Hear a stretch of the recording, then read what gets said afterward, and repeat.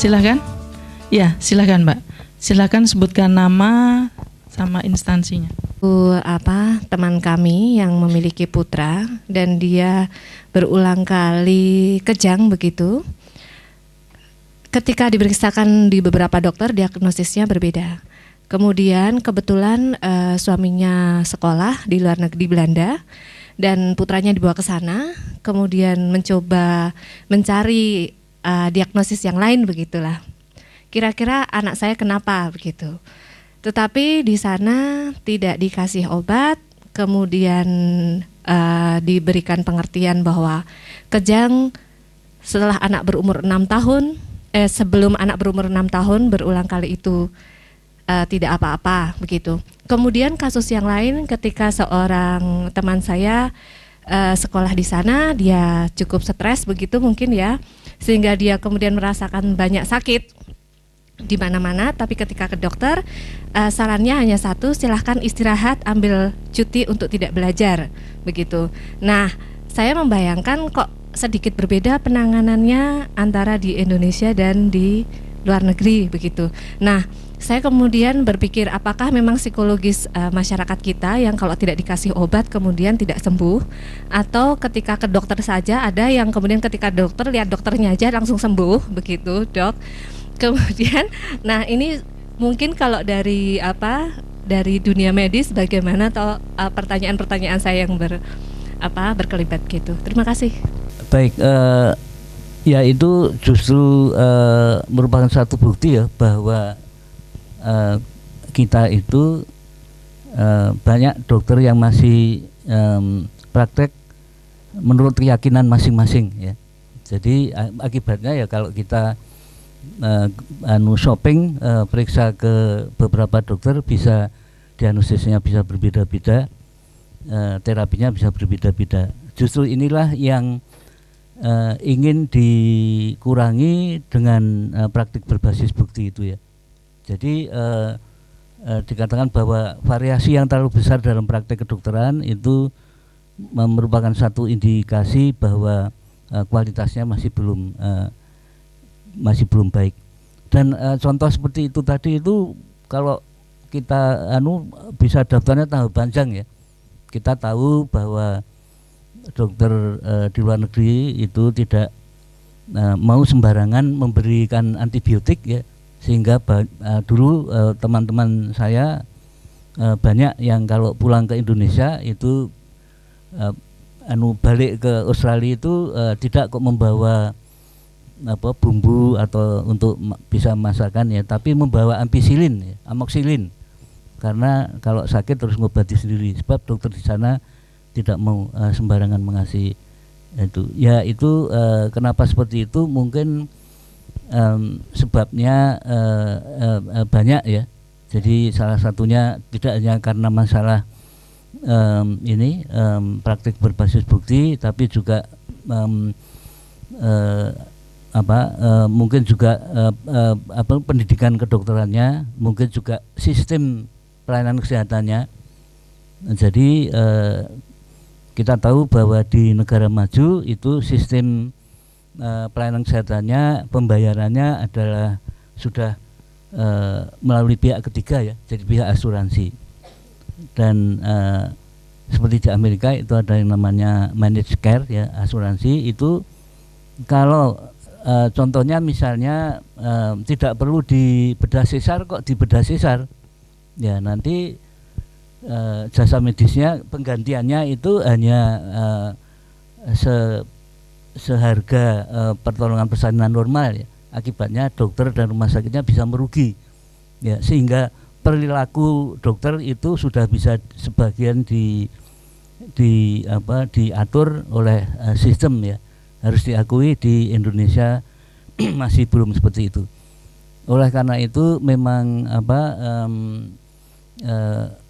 saya apalagi sekarang ini praktek kedokteran itu sudah zamannya pengambilan keputusan bersama dokter dan pasiennya. Tidak seperti dulu dokter itu dewa yang menentukan segala-galanya itu. Tapi sekarang pengambilan keputusan itu lakukan bersama dokter dan pasiennya. Jadi kalau saya pasien itu akan saya beritahu ini masalahnya apa, kemudian opsinya apa saja, yang bisa memilih yang terbaik untuk dia itu adalah pasiennya sendiri, bukan dokternya. Oleh karena itu ya, tapi ini juga masih sulit karena kadang-kadang ya saya nderek dokter saja gitu, nah, dokternya kan wah itu ya repot ya, mau diajak kan. Ya mungkin Pak. Ya, dari sisi lain ya, yang seperti tadi, kalau di Indonesia kan sistem tidak membayar, jadi semua gaji itu dapat dari pasien, ngecas langsung. Nah, kalau ngecas langsung ini memang dokter berusaha mencari yang menguntungkan dirinya. Sebenarnya tidak bermaksud saya mengatakan semua dokter seperti itu, tapi lingkungan obat yang mempengaruhi, karena obat itu begitu banyak, sehingga pabrik-pabrik obat itu juga gunakanlah obat saya. Kalau digunakan obat saya kasih komisi sekian misalnya. Itu sebenarnya sudah hampir, kalau dokter praktek pribadi sudah seperti itu. Bahkan ada yang menjual obat sendiri yang sebetulnya sangat tidak boleh misalnya. Nah, jadi tidak bermaksud untuk mengangkat isu ini supaya jadi besar, tapi maksud saya kepentingan dokter tadi bukan hanya kepentingan pasien, tapi kalau di dalam sistem yang sudah benar, jadi dokter itu bekerja benar-benar untuk pasien karena dia tidak ngurus lagi pendapatannya dan seterusnya lagi. Nah, yang kedua yang penting di sini bahwa betapa buruknya perlindungan konsumen sebenarnya yang diceritakan tadi, bahwa kita diberi obat antibiotik, macam-macam obat yang bahkan kalau sakit hanya satu kok nggak enak, harus ada 5 jenis obat dan seterusnya. Tapi kalau kita bayangkan 5 jenis obat itu sebenarnya karena ada 5 pabrik obat yang mensponsori berarti gitu. Nah, tapi kita jadi sampah sebenarnya. Nah, saya ingin mengangkat isu ini di negeri yang sudah modern, itu perlindungan publik itu, hak-hak asasi manusia, konsumen group segala macam itu sangat kuat. Sehingga praktek-praktek kedokteran atau pengobatan yang tidak rasional itu akan mudah sekali mendapat tuntutan publik. Nah, sayangnya di Indonesia tadi tidak ada juga konsumen group yang kuat, sehingga ya ini seperti dibiarkan. Nah, ini sementara peraturan-peraturan pemerintah, misalnya saja penjualan obat di warung-warung kecil itu kita juga tidak jelas apakah obat itu resmi atau ilegal. Nah, kita sudah ngerti di Jakarta banyak obat ilegal dan itu sangat berbahaya. Jadi sebelum sampai ke dokter sebagai tenaga pengobat pun sebenarnya banyak. Jadi saya dari sini sebenarnya belajar kita perlu sebenarnya membuat peraturan-peraturan yang tegas, menegakkan peraturan tentang legalitas obat, legalitas pengobat yang tanda petik tidak pernah ada lembaga profesinya dan seterusnya, sehingga tidak kita pertanggungjawabkan. Nah, kalau misalnya pasien itu sudah maju, ya dia akan sama, dia akan mengikuti, tentu saja tidak akan mau minum obat antibiotik berlebihan, karena dia tahu sebenarnya ini hanya butuh istirahat, bukan butuh obat penenang dan seterusnya seperti Anda katakan tadi. Baik, terima kasih. Nambahin sedikit lagi.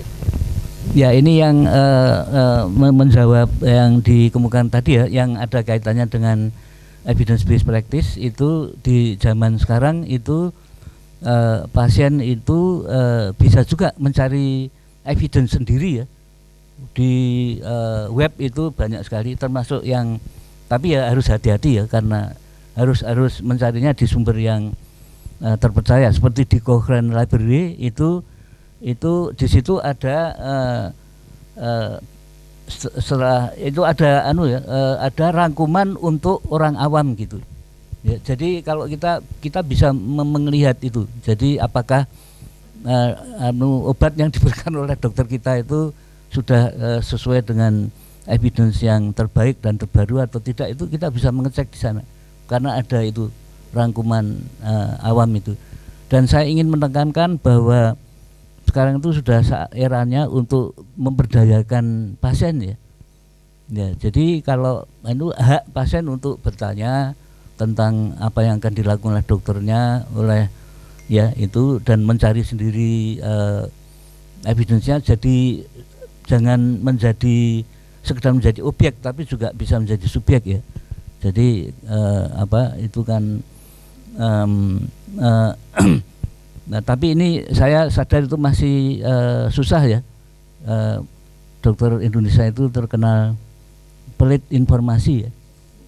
Ya, kalau pasiennya terlalu banyak tanya itu wah ibu harus kuliah dulu di Fakultas Kedokteran gitu jamnya.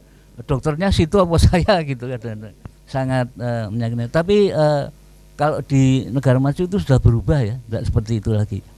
Jadi saya kira kalau kita ingin agar dokter-dokter kita itu juga menjadi baik, itu harus ada kontribusi dari pasien ya dalam bentuk itu tadi memberdayakan itu, dan tidak mendorong dokter untuk yang tidak benar ya. Jadi misalnya minta diberi antibiotik padahal tidak perlu, minta disuntik padahal obat yang diminum ada gitu dan sebagainya. Saya menjumpai teman saya, pengalaman pribadi, teman saya itu istrinya mengalami sakit epilepsi. Karena belum sempat berobat, dengan tanpa resep, hanya membawa bungkus bekas obatnya saja ke apotik, saya tidak perlu sebut namanya, yang jelas 24 jam. Dengan membawa itu saja bisa. Bagaimana pengawasan dari pihak IT mungkin ya, atau pihak POM mungkin, saya kurang tahu. Ini kenapa bisa perjualbelikan dengan sangat bebas, karena ini jelas-jelas harus dengan resep dokter dan lain-lain. Di situ yang pertama. Yang kedua, kenapa akhir-akhir ini saya melihat banyak sekali orang-orang yang memang seolah-olah bisa mendiagnosis sendiri penyakit yang mereka punyai. Jadi dengan googling dan lain-lain, mereka merasa sudah tahu dan nanti membeli resep obat sendiri. Dan anehnya itu diberikan secara bebas ya. Jadi dengan resep, tanpa resep mereka bisa membeli obat tersebut. Sekian, terima kasih. Assalamualaikum warahmatullahi wabarakatuh. Melihat banyak sekali orang tidak mau praktek ke dokter, langsung saja ke apotek untuk minta obat. Nah, di dalam praktek apotek sendiri memang saya katakan tadi regulasi kita itu lemah. Ini sebenarnya kalau mau kita perpanjang itu banyak urusannya. Tetapi kita tidak bisa memperpanjang kalau masyarakat tidak membuat komplain, tidak menulis, mengadvokasi kepada pihak Depkes untuk gitu. Ya kita yang baru ada pengawasan penting itu kan kalau pada hari raya, POM-nya itu sibuk lihat yang kadaluarsa. Nah tapi yang sebetulnya di Jogja ya, kalau POM Jogja itu untuk obat-obat yang di apotek sangat kuat sebenarnya dibandingkan daerah lain di Jakarta, di Bandung, apalagi obat-obat yang terkait narkoba. Nah jadi saya ingin menghargai juga ada pengawasan yang kuat sebenarnya. Nah tetapi biasanya profesional seperti apoteker memberi obat itu sebenarnya karena kasihan. Karena dianggap itu sudah obat dan dia mungkin tahu bahwa ini memang obat untuk epilepsi tadi dan ini bekas dia menggunakan, yaitu mungkin itu juga merupakan kemanusiaan. Ya, tetapi kalau memang sungguh-sungguh seperti itu ya memang pasiennya akan selalu berobat setiap minggu ke dokternya dan itu biayanya lebih mahal. Nah, cuman yang seperti ini, jadi sumber masalahnya di mana? Kalau saya dikaitkan dengan kita, kan tadi kan toleransi kemanusiaan. Ya. Nah, tapi sebenarnya kalau kita sudah punya sistem kesehatan yang bagus seperti asuransi semacam itu sebenarnya bisa bagus, cuman ini belum juga bagus dalam hal ini. Jadi kita harus sabar. Nah jadi kalau cari solusi maka menurut saya pemberdayaan masyarakat tadi yang lebih penting. Jadi masyarakat sebetulnya pemberdayaan kemiskinan tadi, artinya kalau demi miskin ya kita terpaksa membuat hal seperti itu. Tapi kalau pemberdayaannya bersifat kolektif maka harus ada penegakan. Sekarang yang orang langsung beli dapat obat di dokter saja banyak, padahal itu tidak boleh misalnya, self dispensing misalnya seperti itu. Nah jadi catatan itu menurut saya ya, kita perlu kembali mendorong adanya public health advocacy untuk mengontrol masyarakat, apotek maupun dokter dan sebetulnya saya kira malah bukan hanya dokter, bahwa praktek-praktek pengobatan yang sebenarnya tidak berbasis sains itu. Nah itu banyak sekali yang biasanya prakteknya berupa pijat tapi nanti ada obat macam-macam Pak Karwan. Begitu Pak. Mungkin Pak Hakim bisa nambah lagi. Ya kalau tadi kita bisa sebelumnya banyak membahas unprofessional physicians behavior ya, perilaku dokter yang tidak profesional. Nah sekarang dari sisi pasien juga ada unprofessional patient behavior. Jadi saya kira memang tanpa kerjasama yang baik antara dokter dan pasiennya, masing-masing tahu kewajiban dan wewenangnya, ya kita tidak akan bisa mendapatkan pelayanan kesehatan yang ideal, saya kira. Saya tanyakan, waktu itu kita ada dokter menyarankan supaya dioperasi. Kemudian ada sepupu yang di rumah sakit Jakarta itu di jantung juga, dia ahli jantung, jadi menyarankan ya sudahlah kita nggak usah operasi saja karena kan masih sehat begitu gitu kan. Nanti yang kita pikirkan itu pasca operasinya begitu. Memang kami juga mikir-mikir kalau operasi nanti setelah operasi itu gimana begitu dokter. Jadi sampai saat ini diketahui kami ketahui sudah 2 tahunan. Sampai saat ini tidak operasi, tapi masih sehat-sehat saja. Bagaimana itu dokter? Apakah cukup nggak usah operasi saja, tapi kayaknya happy aja kami gitu. Nggak ada masalah begitu. Kalau diagnosis dari dokternya apa Bu ya? Ada katup jantungnya, nggak menutup, nggak rapat begitu. Ya. Baik, jadi maaf dokter, ya ini sebenarnya yang diceritakan saya mau tanya tadi. Saya tuh ada kelainan mitral regurgitasi. Jadi memang waktu itu disarankan untuk operasi, namun kami berupaya mencari second opinion yang ternyata nggak usah, ini berobat secara konvensional saja. Nah itu yang ingin saya tanya, apakah sampai seberapa lama harus berobat begitu, atau kalau tidak ada gangguan-gangguan atau harus tetap berobat selamanya? Barangkali sementara gitu dok. Yang saya alami itu adalah seperti itu. Jadi regurgitasi katup mitral ya. Jadi katup mitral itu adalah katup yang menghubungkan bilik kiri dengan serambi kiri dengan bilik kiri dari jantung ya. Jadi kalau katup itu tidak sempurna, ketika memompa darah itu sebagian akan balik gitu. Nah itu dulu saya juga didiagnosis itu, terus ya karena ini suatu keputusan yang besar ya, operasi jantung terbuka, besar risikonya, besar biayanya gitu ya. Saya juga second opinion. Nah kebetulan waktu itu ada tugas di Melbourne di Australia, ya saya second opinion di sana. Ya memang diagnosisnya sama ya, tapi memang harus dioperasi sekarang. Tapi kelak di kemudian hari itu kalau gejala-gejala ABC itu mungkin harus dioperasi ya. Gejala-gejala itu kalau terjadi ada gejala-gejala gagal jantung di komponen jantung. Jadi misalnya sesak nafas gitu, dikerja sedikit sudah sesak nafas, sudah berarti mungkin sudah harus dioperasi. Nah beberapa waktu yang lalu saya itu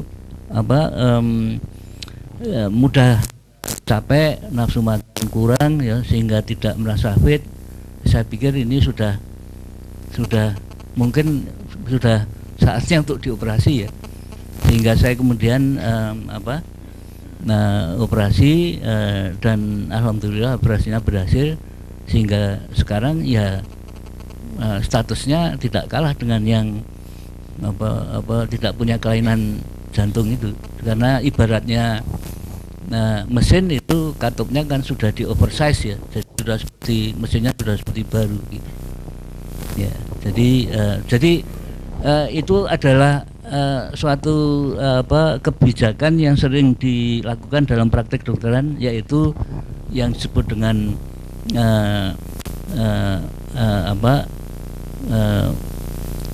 watchful waiting itu. Jadi menunggu tapi waspada ya. Jadi tidak harus operasi sekarang, tapi kita harus tahu kapan itu mungkin harus perlu dioperasi gitu.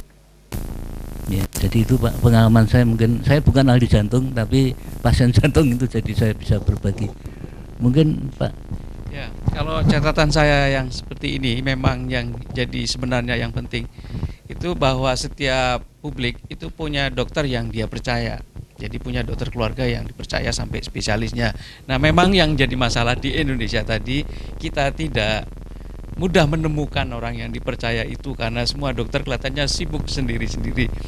Nah, kalau di tempat-tempat yang lain itu memang ada dokter profesional yang memang mau, ya terus terang saja misalnya seperti di Singapura, di Malaysia, kalau kita datang itu betul-betul care dengan pasiennya memang gitu. Nah, jadi sebenarnya kenapa kita cari second opinion kan karena kita tidak yakin sebenarnya apa yang dilakukan oleh itu. Nah, kalau misalnya dokter yang spesialis yang bagus tadi, justru mereka yang minta second opinion dari teman-teman sejawatnya yang lain juga. Jadi ada tim decision makingnya. Jadi saya kira, nah kesempatan yang seperti Pak Hakim tadi kita mungkin juga punya. Jadi mungkin lebih baik konsultasi kepada tempat atau profesional yang kita percaya. Nah, di sini biasanya kalau saya menganjurkan memang kita punya catatan rumah sakit yang bertanggung jawab itu.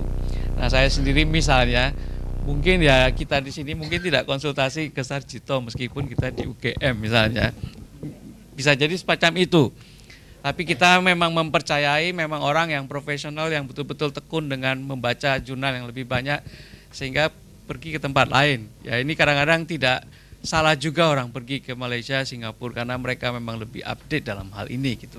Dan kalau dia melakukan operasi itu lebih pasti kemampuan teknologinya daripada kita tadi. Nah, kita kan sering juga lihat orang meninggal karena operasi jantung itu di Jakarta.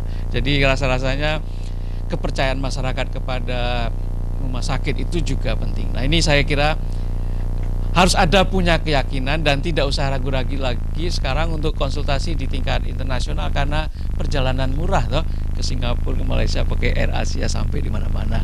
Jadi maksud saya tidak ingin mengatakan bahwa sistem kita memang masih lemah, tapi kita juga saat ini memikirkan kita yang penting sambil kita memperbaiki sistem ini. Di Jogja sendiri ya sudah ada VIP tapi kan dokternya juga jarang, ya belum tentu orangnya tersedia karena satu untuk semua banyak pihak. Jadi memang belum bagus. Terima kasih. Jadi catatannya adalah penting kita memiliki lembaga yang dapat kita percaya, dokter yang dapat kita percaya sebab kalau kita memutuskan sendiri kita memang tidak tahu. Kalau Pak Hakim temu temannya yang memang sama-sama profesornya jadi lebih meyakinkan lagi misalnya. Itu kita seringkali beruntung kalau mendapat kesempatan seperti itu. Tambah sedikit Bu sih ya. Jadi kalau praktek kedokteran di negara maju memang sudah sangat ya. Di beberapa negara bagian di Amerika misalnya, kalau kita misalnya mau operasi, kita bisa lihat statistiknya ya. Di negara bagian ini yang melakukan operasi jantung itu rumah sakit A, B, C, D misalnya. Rumah sakit A dari 100 yang dioperasi yang meninggal 10 misalnya. Dari yang B gitu. Jadi kita bisa memilih itu ya. Itu sudah sangat transparan seperti itu.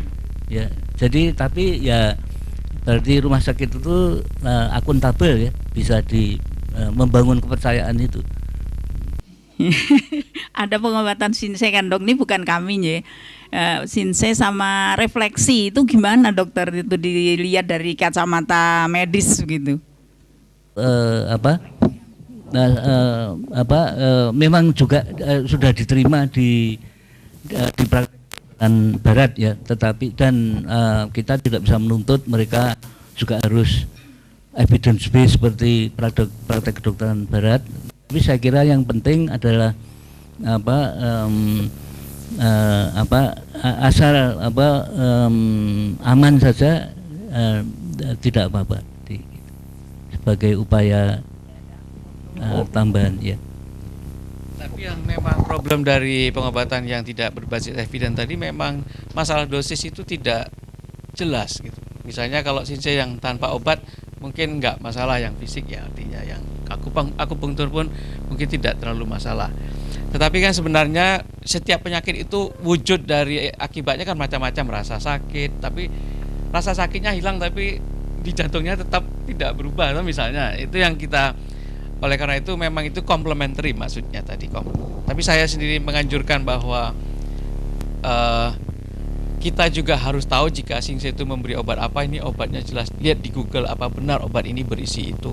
Nah sekarang kalau Anda mencoba praktek obat tradisional tadi, dicek obat itu isi apa, mesti nggak ketemu, cuman dia bilang bahwa ini bisa menghasilkan ini. Nah kalau kita yang punya pemahaman profesional, ya kita tidak akan gunakan itu. Ya sebagai dokter maupun sebagai orang awam harusnya, ini katanya obat kuat bisa sampai, tapi di dalamnya tidak jelas isinya, dosisnya, lebih baik tidak, karena itu jangan-jangan ya sesuatu yang mengkelabui. Dan tidak ada yang membuktikan bahwa obat itu secara sehat. Nah kalau kita cek ya, sebenarnya kalau di dunia, kita harus lihat lembaga pengawasan obat yang kuat itu di Amerika. Kalau sampai lembaga pengawasan obat di Amerika menelitinya, dia bisa mengatakan bahwa obat ini berbahaya. Nah itu hebatnya di Amerika kebetulan. Nah kita bisa lihat obat itu. Tapi kalau obat itu tidak pernah diteliti, ya kita harusnya yang punya jiwa profesional harus meragukan. Karena sekarang ini orang mau bisnis yang cepat, yang nggak usah susah-susah ya. Misalnya kurma saja dianggap ada efek macam-macam, laris manis itu apa bibit apa sari kurma itu misalnya, apa macam-macam, apa madu dan seterusnya yang kata manggis. Sebenarnya makanya kita ini sebenarnya berada di dalam lautan pengobatan yang sama sekali tidak terkendali, luar biasa. Nah ini faktor pemerintah yang menurut saya Dirjen Bagian Pengawasan Obat dan Makanan itu penting. Dan memang pengawasan izin-izin dokter, praktek-praktek tradisional itu memang juga tidak ketat sama sekali, sehingga siapapun bisa mengklaim menjadi seorang pengobat asal ada membawa pasien yang mengaku saya bisa begini karena ini. Padahal sebenarnya sama sekali tidak dapat dipertanggungjawabkan jika kita menggunakan prinsip profesionalisme. Ya, kalau tidak ada, karena nanti setelah sesi bedah buku ini nanti ada sebagian dari peserta ini ada workshop sendiri. Baiklah, sebelum saya kembalikan ke pembawa acara, kalau boleh saya membuat kesimpulan pada sesi kedua ini. Jadi kita sebagai orang awam harus selalu mewaspadai pada praktek-praktek pengobatan yang berbasis.